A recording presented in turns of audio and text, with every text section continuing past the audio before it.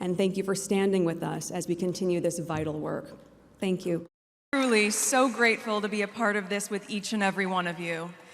And I'm Extra push and support under this umbrella, you're able to achieve that and the impact they all made. New York City, red carpet, flashbulbs everywhere, and then one voice cuts through all of it like a knife. Stop using our children. Meghan's smile didn't just fade, it froze on her face. Harry's jaw locked, her hand gripped tighter. That wasn't a cute couple moment. That was a fairy tale, shattering in front of everyone, and the cameras caught every second. But here's what nobody realized. This disaster didn't start in New York. It started months earlier in Paris. And what happened there?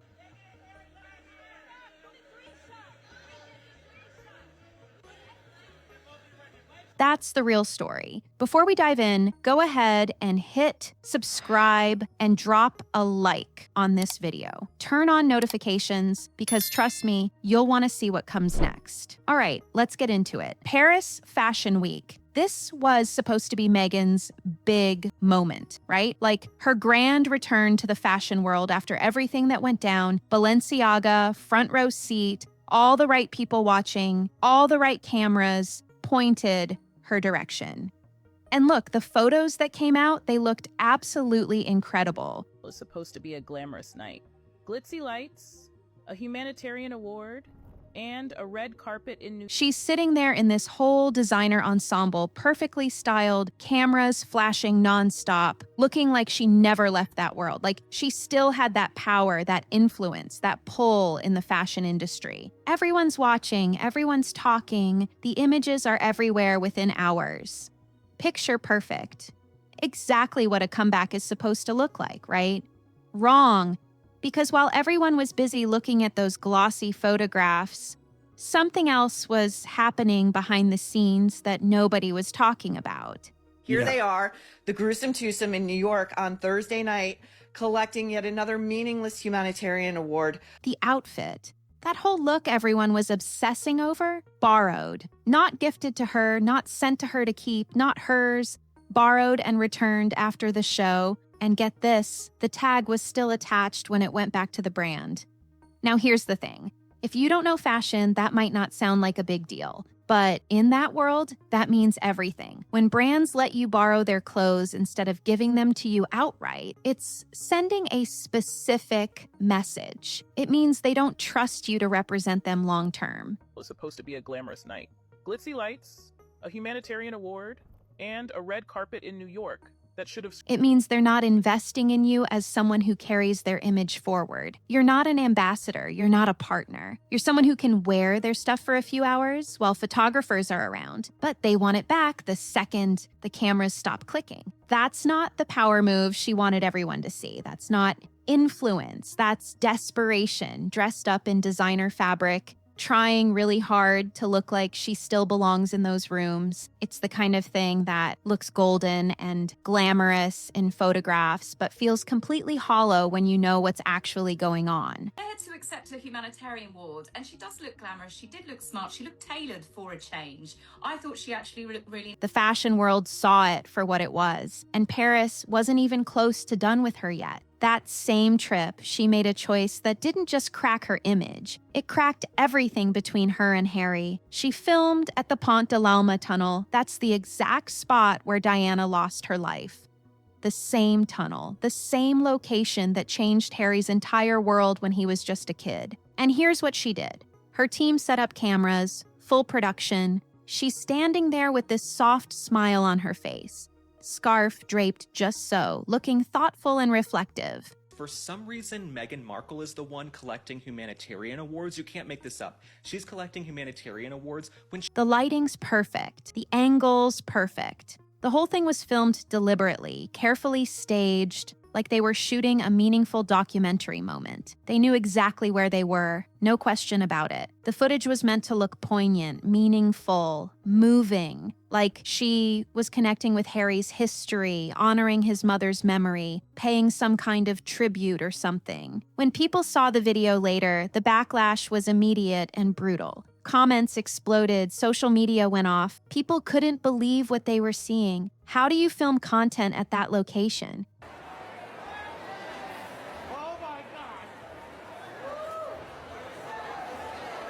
How do you turn that place into a backdrop for your personal brand? And her response. She claimed she didn't know where she was, didn't realize it was that specific tunnel. Just happened to be there, didn't put it together, total coincidence. Come on, this is someone who studied Diana like it was a full-time job. Like she was preparing for a role she'd been cast in years before she ever met Harry. Every outfit Diana wore, every gesture she made, every speech she gave, every public moment she had, every tragedy she endured.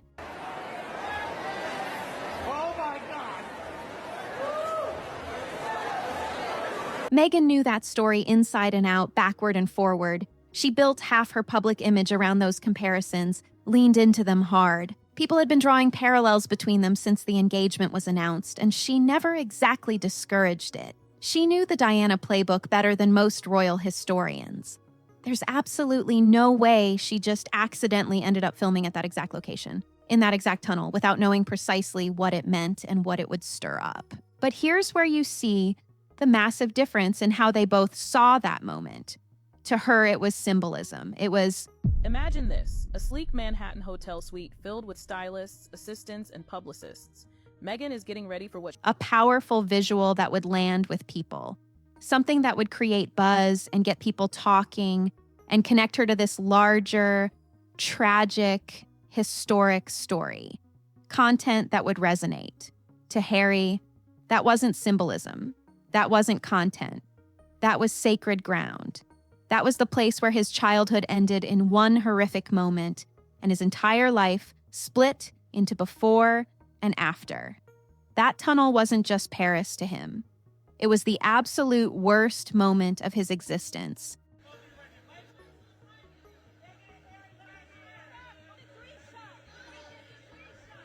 The thing that haunts him, turned into a backdrop for a video shoot. That's where the distance actually started between them. Not in some big blowout fight captured by cameras or leaked to the press. Just this quiet, devastating realization that they weren't seeing the same thing at all. She saw an opportunity for a powerful moment. He saw a betrayal of something he thought was understood, something he thought didn't need to be said out loud. When that video hit the internet and started spreading everywhere, that is starting to look like denial. Behind closed doors, his health is becoming harder to hide. The makeup can't mask how loose his suits have gotten. People say his reaction off camera was volcanic. Absolutely explosive. Not the polite, measured, carefully worded response he gives in interviews when he's playing the role. The real one. The raw one. The one that happens when someone you love crosses a line you didn't even know you had to draw because you assumed it was obvious. That night at the hotel, everything that had been building finally came out. All the tension, all the frustration, everything he'd been keeping locked down. People who were around that night say Harry completely lost it. Guys, this one is hot and ready to spill. Let me tell you exactly what happened in New York. The cameras were ready to capture another. Not in public. Not where cameras could catch it. Not in the lobby or anywhere someone could record it and sell it to a tabloid. But behind closed doors, in their hotel room, he finally said what he'd been holding back since the moment he found out about that tunnel video. He confronted her, straight up asked how she could possibly do that, how she could take the place where his mother's life ended, the spot that changed his entire world. You can be the visionary of your own life. You can charter a path in which what you and turn it into footage, turn it into content for a video that would get posted online. How she could film there, smile there, pose there, use that specific location like it was just another pretty backdrop in Paris. Like it didn't carry the weight it carried. Like it didn't mean what it meant to him, to his family, to his entire history. Like it was just a tunnel with good lighting. He wanted answers. He needed to understand how that decision even got made, how someone on her team suggested it, how she agreed to it, how they set up cameras and shot that footage without anyone stopping and saying,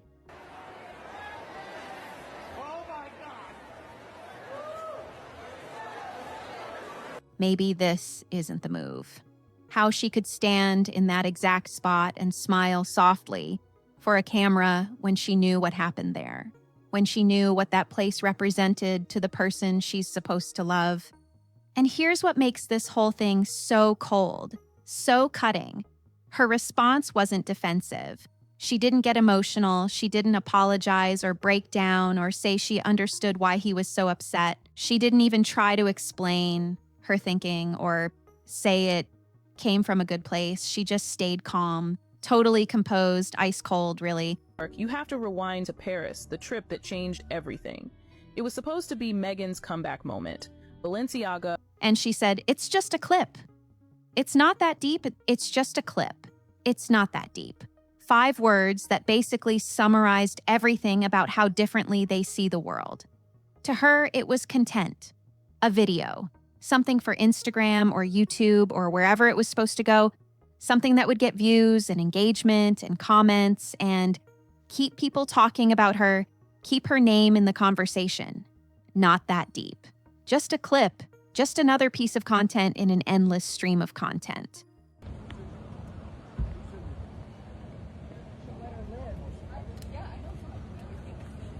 But to him, that wasn't just a clip. That wasn't content. That was his mother. That was the exact moment that destroyed his childhood and changed the entire trajectory of his life. That was the place that turned him into a 12-year-old kid who had to walk behind a coffin while the entire world watched and photographed his grief. That tunnel wasn't a location in Paris. That tunnel was the single worst thing that ever happened to him. The nightmare that never really ended, and she turned it into an aesthetic moment with soft lighting and a designer scarf and a thoughtful expression. Race. Harry's pacing near the window, phone in hand, smiling at the city skyline. This was supposed to be the night they reminded the world. That line hit him harder than anything the press ever wrote about him. Harder than any tabloid headline or cruel tweet or nasty article. Because those people didn't know him. They didn't claim to love him. But this was supposed to be the person who understood, the person who got it, the person who knew why that place mattered and would never use it like that. And instead, she dismissed his pain like he was being dramatic, like he was overreacting to nothing, like his trauma was getting in the way of good content. Looking like she thinks the runway is for her, one viral comment read, "Someone needs to tell her they're just escorting her to her chair." After that conversation, after those 5 words, he stopped yelling, stopped arguing, stopped trying to make her understand. He just went quiet, shut down completely. And anyone who knows anything about relationships knows that silence is actually way worse than fighting. When someone stops trying to explain how they feel, when they stop caring if you get it or not, when they just go cold and distant, that's when you know something fundamental just broke between you. Something that probably can't be fixed. Now, I know this really takes some doing, but this is Meghan Markle's sickest stunt yet. Sometimes silence says everything that rage can't. And after that night, there was a lot of silence. Fast forward to New York, the red carpet moment we opened with. Cameras everywhere, flashing constantly, that rapid fire clicking that never stops. The crowd cheering, people calling their names, the event organizers announcing their arrival like they're the main attraction. The whole spectacle that's supposed to look glamorous and perfect and like, New York Post and Page 6, you both should be put out of business as of today because of these absolutely disgusting and morbid headlines that you... Everything's fine. The illusion was still technically alive at that point. They showed up together, walked the carpet together, stood together for photos, posed for all the right angles, from a distance, from where most people were watching. It probably looked fine, looked normal. Like a couple doing their thing at another high-profile event, another charity gala, another night where they play their roles. But if you actually look closely at that footage, if you really watch the body language instead of just glancing at the surface, the whole thing tells a completely different story. Thank you for being here tonight in support project Healthy Minds, our partners at Ultra Foundation. A story they probably didn't want anyone to notice, but couldn't completely hide. He leaned away from her. Subtle, but it's there if you're paying attention. His body angled slightly back, creating space between them even while standing next to her. Physical distance while maintaining the appearance of togetherness. She leaned in toward him, closing that gap, trying to maintain the appearance of closeness and connection. Trying to make it look intimate and natural. He smiled, but watch his eyes in those photos. That's not a genuine smile. That's not joy or happiness or even contentment. Mental health is shaped by public health, foreign policy, climate policy. That's the smile of someone who knows cameras are pointed at him and he has to get through this event without causing a scene. She smiled for the cameras, playing to them directly, making sure every angle looked good, working the photographers like she's done 1,000 times. He smiled to survive them, to get through it. Big difference. That's not affection you're seeing. That's not two people who are comfortable with each other, who want to be near each other, who are happy to be sharing this moment. That's choreography. That's a performance.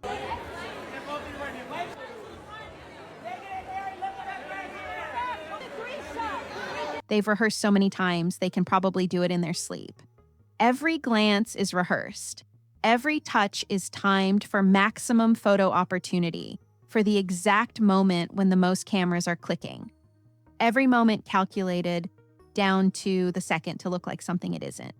They're two people performing the ghost of a marriage for an audience that's already stopped believing the story. Going through the motions because that's what's expected of them. Because backing out would raise too many questions, because the appearance has to be maintained even when the reality behind it. Up close, a person that I know very well also knows her in person, and in person has completely fallen apart. You can see it in how carefully they position themselves, how conscious they are of every single movement, how aware they are of where the cameras are and what angle they're getting. Nothing about their interaction feels natural or spontaneous or real anymore. It's all performance, all calculation.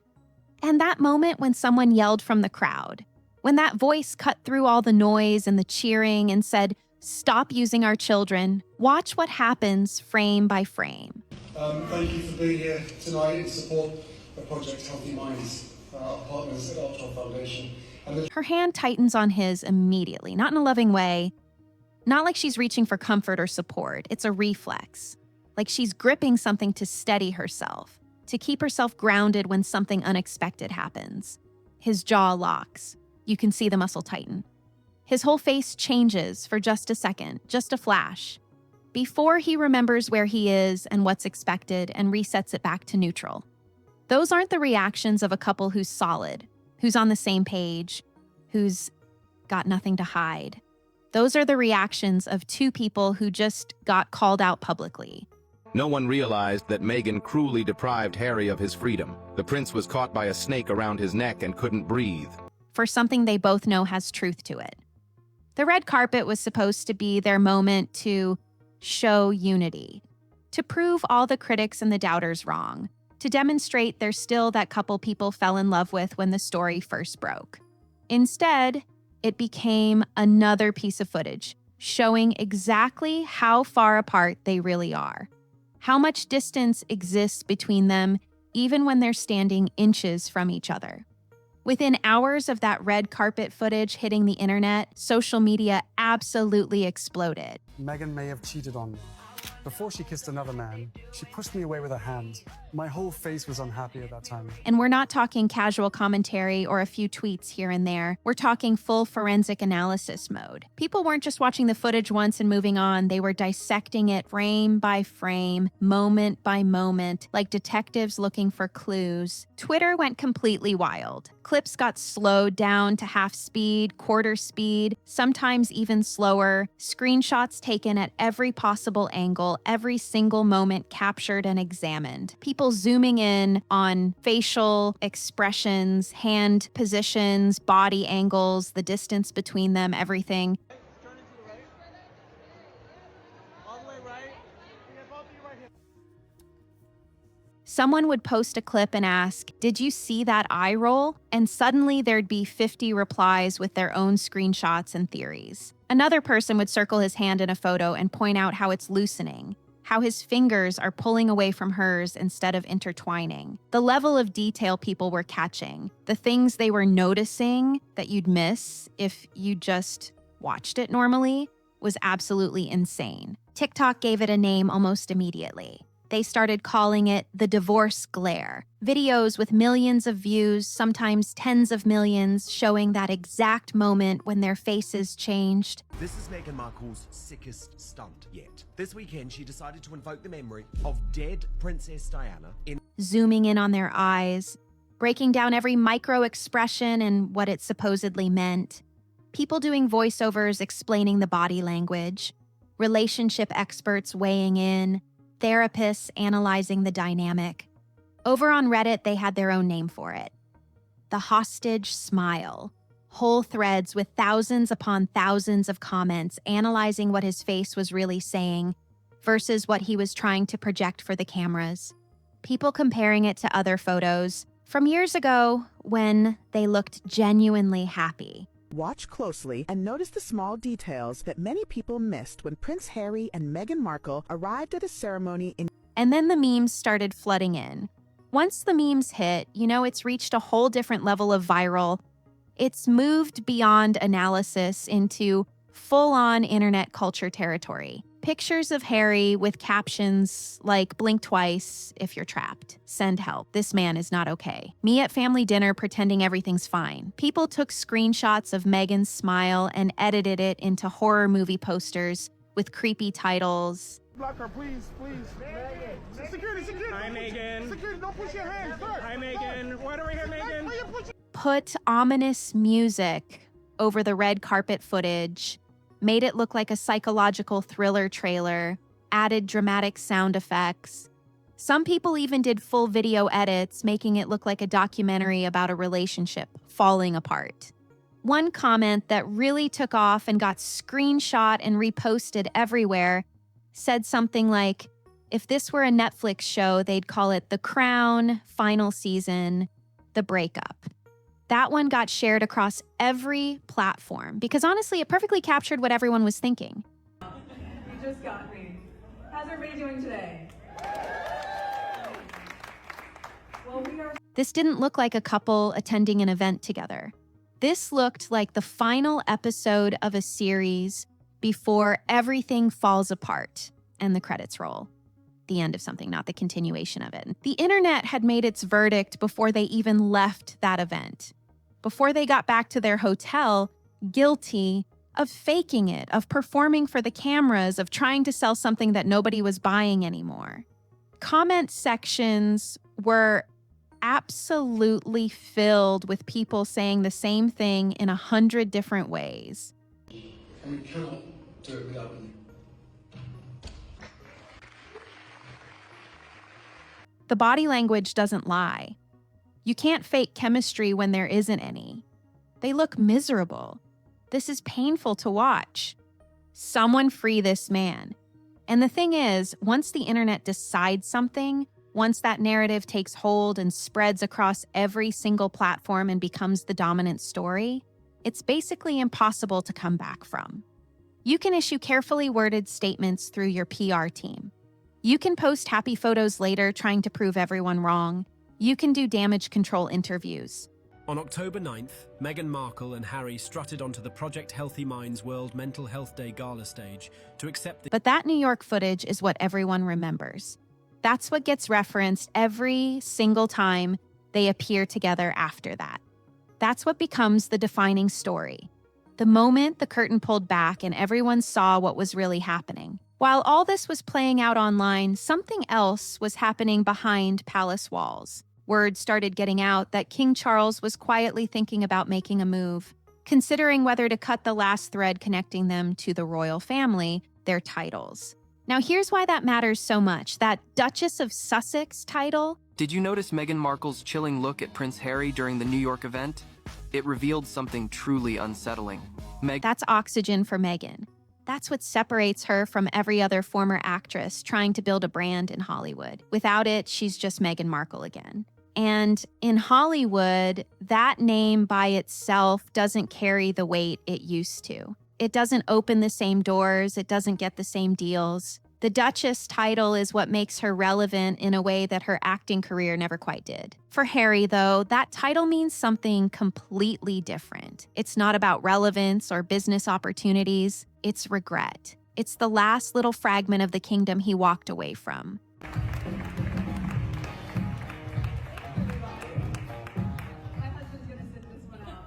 The last piece of his old life that he still gets to hold on to. If that goes away, if those titles get stripped, then he has to face the reality that he gave up everything. His family, his role, his place in the only world he'd ever known. And what did he get in return? This. Whatever this situation has become. If he walks away now, if he lets those titles go or they get taken, he's basically admitting he lost everything for nothing, that the trade wasn't worth it, that he made the wrong choice. And that's a hard thing for anyone to accept. No wonder Prince Harry refuses to make any eye contact with Meghan Markle in public. The real reason behind this is heartbreaking. At the New York Awards, Let alone someone who made that choice on a world stage with billions of people watching. So they stay together. Not because of love or partnership or any of the reasons people usually stay married. She stays for relevance, for the title that keeps her name in conversations and products selling. He stays for pride. Because walking away now would be admitting defeat in a way he's not ready to face. It's not a partnership anymore. It's a pact, an agreement to maintain appearances because both of them need something from the situation. Well, folks, it had to happen. Heckled, angry, the body language is... Even if what they need is completely different. And here's where you can really see how far apart they've gotten. They're not even pretending to be a team anymore. She's pushing forward with her own thing, building her brand, chasing business deals, working on her image. He's got one foot stuck in the past, still connected to everything he left behind, still processing what he gave up. People close to them say she's very business-focused about the whole situation now. It's not about the relationship anymore. It's about what she can build, what she can sell, what she can turn into the next opportunity. Breaking today, Prince Harry and Meghan Markle still intend to travel to New... Very calculated, very strategic. She's looking at their life together like it's a company that needs better management. And the contradiction in all of it is wild when you actually think about it. This whole thing started as a rebellion, right? Walking away from the royal family, breaking free from all those rules and expectations and protocols, fighting for privacy and a normal life. That was the story they sold. That was what people either supported or criticized them for.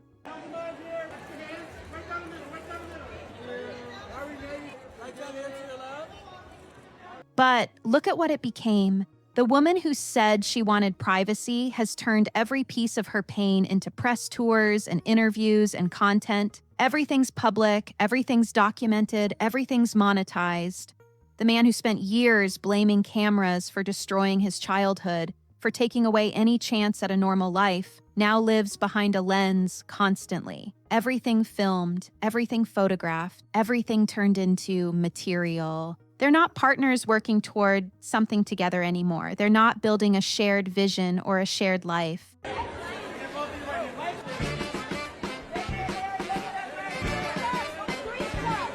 They're co-stars in a show that's losing viewers, going through the motions of being together, while actually living completely separate lives, with completely separate goals. She's focused on the future, on what comes next, on the next deal and the next opportunity. He's anchored to the past, to what was lost, to what can't be gotten back. And somewhere in that gap between looking forward and looking backward, whatever, they had just disappeared. Not with some big dramatic ending, just slowly, quietly, until there was nothing left except the performance. Turn into the right. All the way right. Both of you right here, please.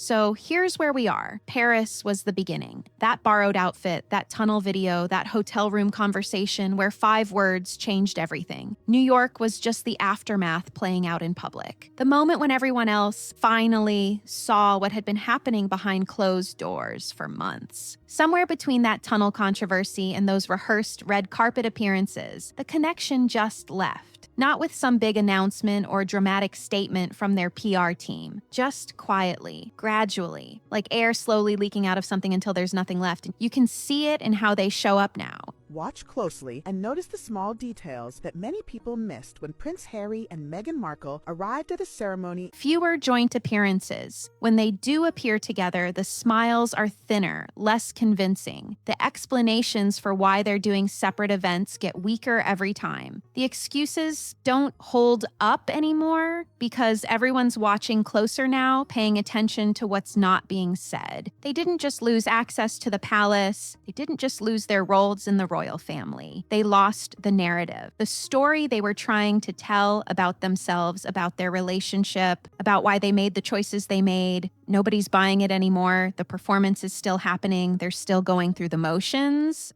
but the audience sees right through it now. The curtain's been pulled back and everyone can see exactly what's really going on. If you made it this far, thank you for watching. Hit that subscribe button if you haven't already, because trust me, this story's nowhere near finished. These two keep giving us material. Like the video, turn on those notifications, and I'll see you in the next one. The cameras might eventually stop flashing, but the whispers, those never stop.